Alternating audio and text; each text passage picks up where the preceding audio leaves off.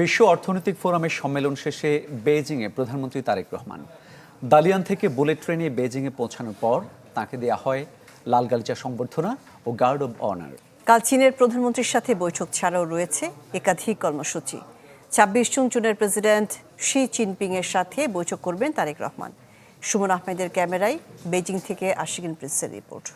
বিশ্বকাপ দেখুন বায়োস্কোপ প্লাসে, সব নেটওয়ার্কে, সব ডিভাইসে।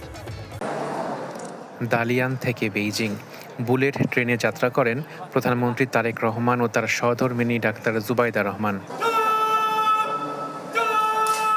বেইজিং পৌঁছানোর পর প্রধানমন্ত্রীকে দেয়া হয় লাল গালিচা সংবর্ধনা ও গার্ড অব অনার। বিশেষ মোটর শোভাযাত্রার মাধ্যমে রাষ্ট্রীয় অতিথি ভবনে নিয়ে যাওয়া হয় তারেক রহমান ও তার সফর সঙ্গীদের। দালিয়ানের মতো বেইজিংয়েও ব্যস্ত কর্মসূচি রয়েছে তারেক রহমানের। বৃহস্পতিবার শুরু হচ্ছে সফরের আনুষ্ঠানিকতা।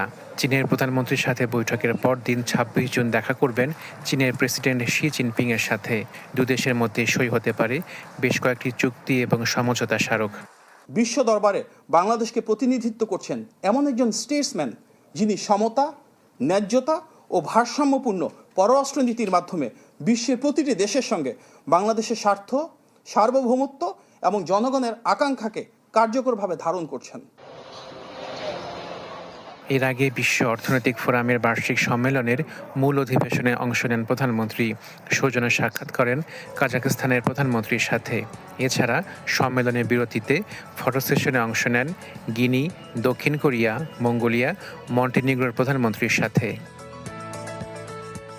আশিকিন প্রিন্স, চ্যানেল 24, চীন।